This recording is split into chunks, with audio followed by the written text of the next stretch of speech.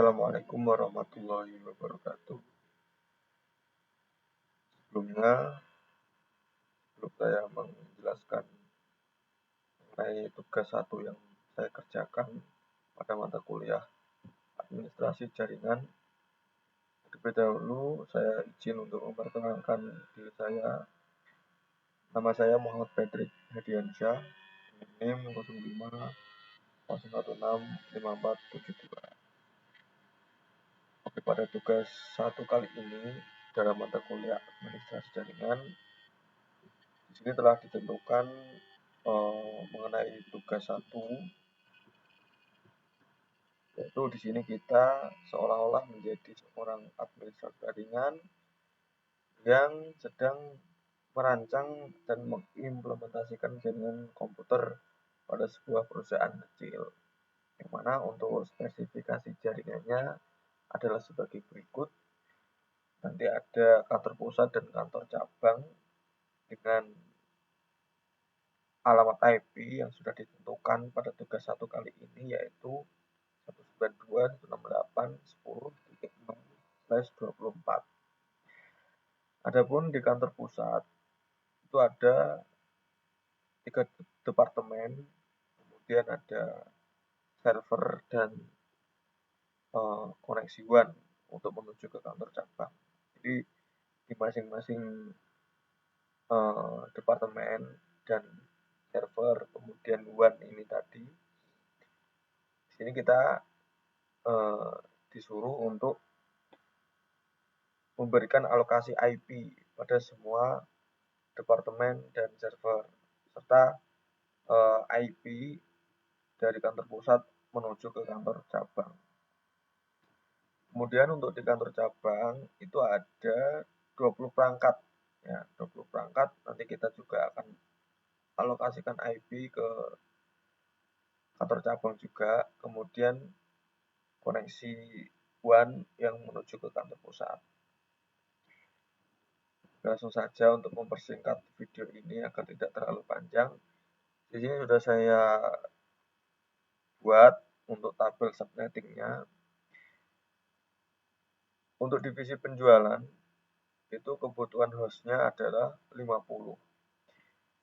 Jadi untuk kebutuhan host 50 ini subnet mask yang saya gunakan yaitu 255.255.255.192/26 dengan network address yaitu 192.168.10.0, kemudian range IP yang dapat digunakan yaitu 192.168.10.1 sampai dengan 192.168.10.162. Kemudian untuk broadcast address-nya yaitu 192.168.10.1.63. Nah, di dalam tugas satu kali ini, di samping kita itu mengalokasikan IP pada setiap segmen, di sini kita juga disuruh untuk memberikan ruang untuk nantinya apabila ada ekspansi di masa depan, mungkin ada penambahan perangkat di beberapa divisi. Jadi di sini untuk di divisi penjualan saya berikan /26 yang nantinya ini masih bisa untuk diekspansi atau bisa ditambah perangkat mungkin di masa depan gitu. Jadi di /26 ini masih ada IP yang longgar, itu 64 kurang 50, ada 14 IP yang masih belum kepakai. Nah, itu nanti bisa digunakan untuk ekspansi di pertumbuhan di masa depan gitu. Kemudian lanjut kita ke pemasaran. Di sini pemasaran untuk kebutuhan host yaitu 30 dengan subnet mask 255.255.255.92/26 dengan network address 192.168.10.64 dan IP yang dapat digunakan yaitu 192.168.10.0 10.65 sampai dengan 192, 168, 10.126. Kemudian untuk broadcast address-nya yaitu 192, 168, 10.127. Ini juga sudah saya kira-kira nantinya untuk ekspansi itu masih bisa. Kemudian untuk pemasaran ada 30 host yang dibutuhkan dengan subnet emas yaitu 255, 255, 255, 192/26. Kemudian untuk network address-nya 192.168, 10.64. Kemudian untuk IP yang dapat digunakan 10.65 sampai dengan 10.126. Dengan broadcast yaitu 10.127. Kemudian untuk kantor cabang hostnya ada 20 dengan subnet emas menggunakan /27 dengan network address 10.128 dan IP yang dapat digunakan 10.129 sampai dengan 10.158 dan broadcast address-nya yaitu di 10.159. Kemudian untuk divisi IT untuk kebutuhan host 10 subnet emas yang digunakan yaitu /28 dengan network address 10.160 dan IP yang dapat digunakan yaitu 161 sampai dengan 174. Kemudian untuk broadcast address 10.175. Kemudian divisi server itu kebutuhan hostnya ada 5 dengan subnet emas 255, 255, 25, 248/29 dengan network address 10.176 dengan IP yang dapat digunakan yaitu 177 sampai dengan 182. Broadcast address-nya yaitu 183. Kemudian untuk link WAN-nya untuk kebutuhan host yaitu 5. Ini salah ya, sebenarnya ini 2.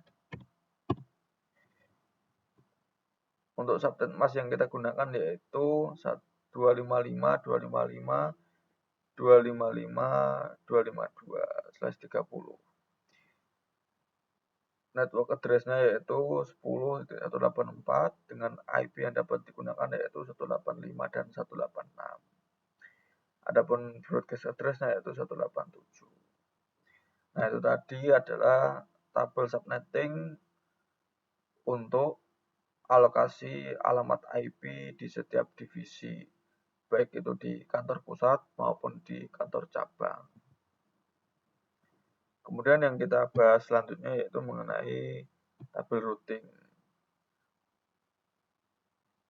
Jadi dalam tabel routing ini dipaparkan informasi bagaimana cara sebuah misalnya kantor pusat ingin untuk komunikasi dengan kantor cabang, nah, itu dijelaskan dalam tabel routing ini. Di sini ada 2 tabel informasi, tabel routing statis.